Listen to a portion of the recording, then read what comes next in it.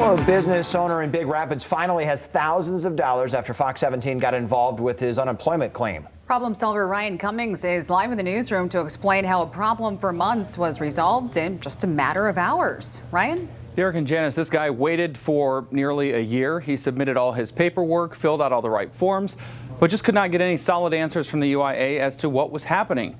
When a lawmaker highlighted his struggles, I reached out to her to try and help.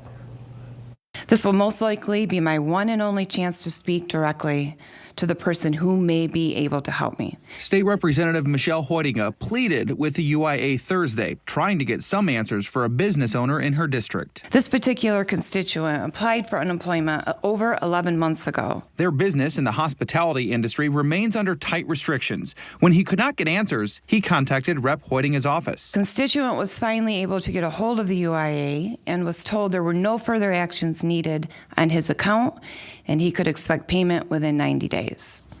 No money, no response within those 90 days. Hoytinga's office then escalated the claim, and the business owner finally heard back from the UIA. You are now requesting what appears to be a business plan and proof that he intends to stay in business. Are you kidding me? I will verify personally that these people are in business. That business is Two Hats Ranch in Big Rapids. Since 2014, it's offered a bed and breakfast, hunting trips, and shooting classes. There's also an event venue on site used for weddings and private parties. Colby Bettis moved to Michigan from Texas and now runs the company. My father works here, my wife is here, my sister, myself, so a lot of family employees. And then part-time, a lot of college students, servers, wait staff. He waited to file for pandemic unemployment assistance, saying it's nobody else's job to take care of him except for himself. But after months of being forced by the state to shut down, he finally applied. The government basically came in and eminent domained my business for the better of the state. So if you're going to eminent domain something, you're going to pay for it. That application turned into months and months of waiting. He was told that the issues would be resolved in about 90 days. Then, nothing. There was nothing else, no notifications, nothing for me to do. So I just waited. And I waited, and you have nowhere to turn.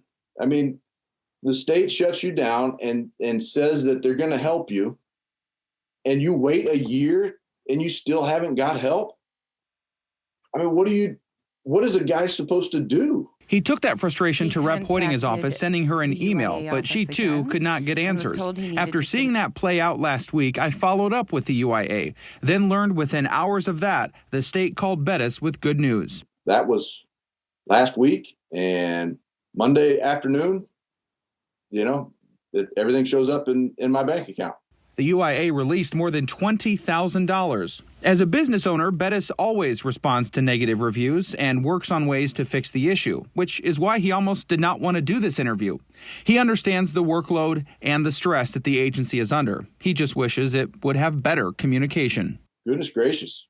Just shoot an email back out to say, hey, we know this is what's happening. Here's the status. We haven't forgotten about you, because that's what it felt like. Now, Bettis tells me that his business is slowly getting back up and running. The bed and breakfast, of course, is open now, and as more statewide restrictions are lifted, the family is hoping to get back to normal. In the newsroom, Ryan Cummings, Fox 17 News. Ryan, thank you. Great job.